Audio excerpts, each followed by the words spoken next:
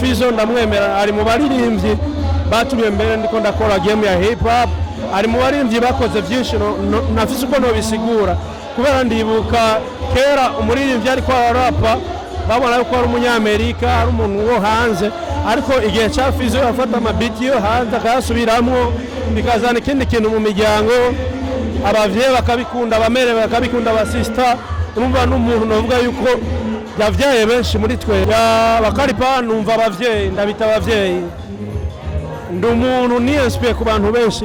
Uvuze bakaripa uvuze abavyeyi biwanje cyo kimwe na wanajeshi. Agaciro k'umuziki muriko muritanga ijoro nk'iri nimurajyama muriko muravuga ati tuganire n'aba isigura yuko nitwabandanye uku. Fizo ntiyaririmbye hip hop, yaririmbye rap, ariko arashobora kuba yarabaye nk'umu hip hop.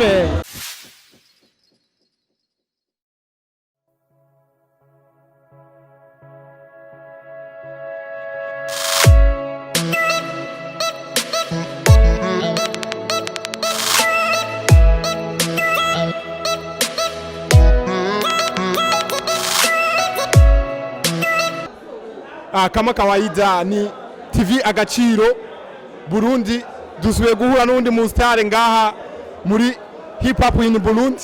Ni Bizo Wezo, ndatamuzi nta numwe atamuzi, muramuzi naraye ndose. Bizo Wezo bikwa safi kabisa, ni neza kabisa, ndashima. Bizo Wezo turamutse tugusanga ngaha ahabereye ihiganwa rya finale rya hip hop in Burundi. Wiyumva gute iyo ariko haraba amahiganwa ya hip hop? Ku ruhande rw'iwanje ni intsinzi, mbonye ikintu nk'iki ndabona yuko turiko turatsinda kubera n'ikintu tumisinze umwanya muremure.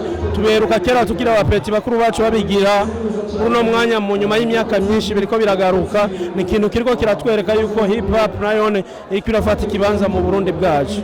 Urakoze cyane Bizo Wezo, uvuze ati ni ibintu muheruka kera mukiri abana, bakuru banyu nibo mwabibona ko bakuru banyu ushatse kuvuga abantu.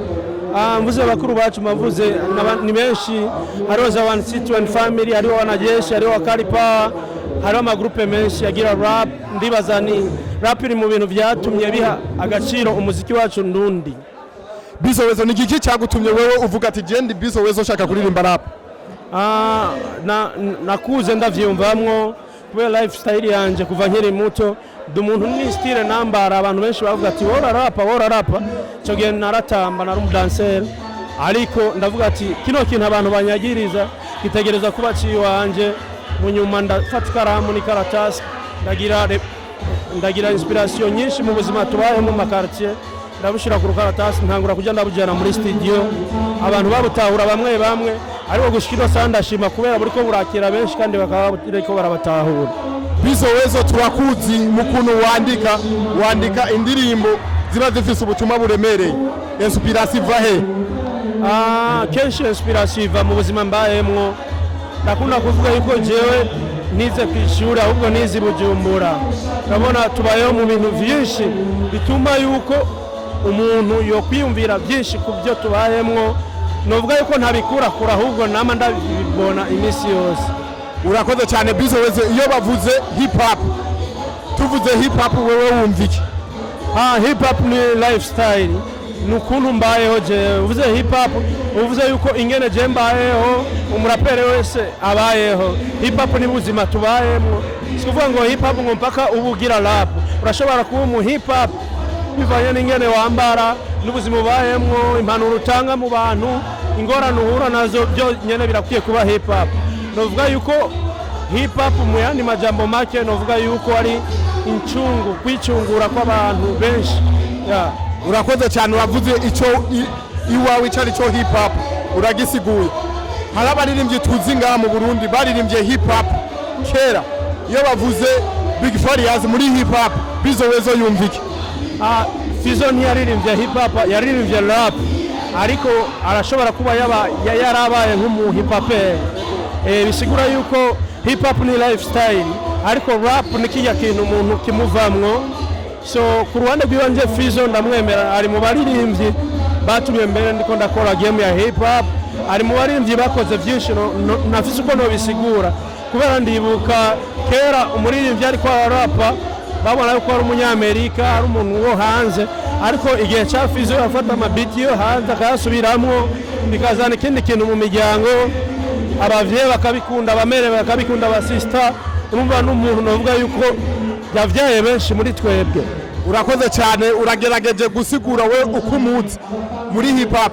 None iyo bavuze one city one family, wewe ugikura ucumva icyaruka igenda iririmba muri hip hop ni iki yoba yaramaze? N'abantu bataririmba kubera kuririmba, ahubwo baririmba kubera bari bafite icyo bagamije. Ndibukura zibuka ati wesha azana karanga muntu utagiri ntagira ijambo, baririmba bwa buzima bw'ukuri bubayeho. Polisi nubona ko n'umuntu ni ibintu twari tubayeho n'uno munsi bizobaho imyaka yose. So one city one family n'abantu kandi novuga yuko ishimiro ku munsi kubera bari mu bantu bampaye ingufu jewe, kubera mvuka muri quartier nord, nakuze one city one family kuri centre jeune Kamenge, bafashe stage twese tutatuvuze ati bijya bigabo byariko birakora ibintu by'amateka, bisigura yuko bari mu bantu batwubatse bamwe muri twebwe n'abandi benshi bariko barakora rap no munsi. Iyo bavuze Wakali Power wumva iki muri hip hop? Ya Wakali Power numva abavyeyi, ndabita abavyeyi, ndi umuntu ni inspire ku bantu benshi. Uvuze Wakali Power uvuze abavyeyi biwanje, so n'abantu nubaha cyane cyane cyo kimwe n'abanajeshi n'abandi benshi. Iyo bavuze watu wa chini uracari hahandi nyene nturaja ni wa muryango w'abavyeyi banje, novuga yuko bambyaye nanje nkeneye kubika ibanga, kugira ibanga bansigiye. Uno munsi naje umwana wanje cyangwa abana bawe n'abana bundi muntu ejo bazovuga ati uyu mutipe na wene bajya batamaho babitaye yarabitoya bishikara ahantu, ni ikintu nishimira.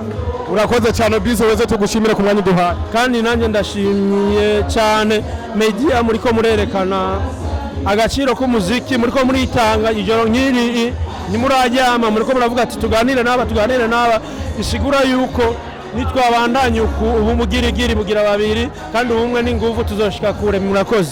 Iki ubwiye abantu bariko barakurikirana Agaciro TV Burundi? Abantu bariko barakurikirana Agaciro TV n'abatayizi babandanye bagira subscribe menshi, kubera ejo bazobona akamaro k'Agaciro TV. Murakoze cyane. Murakoze na big up sana.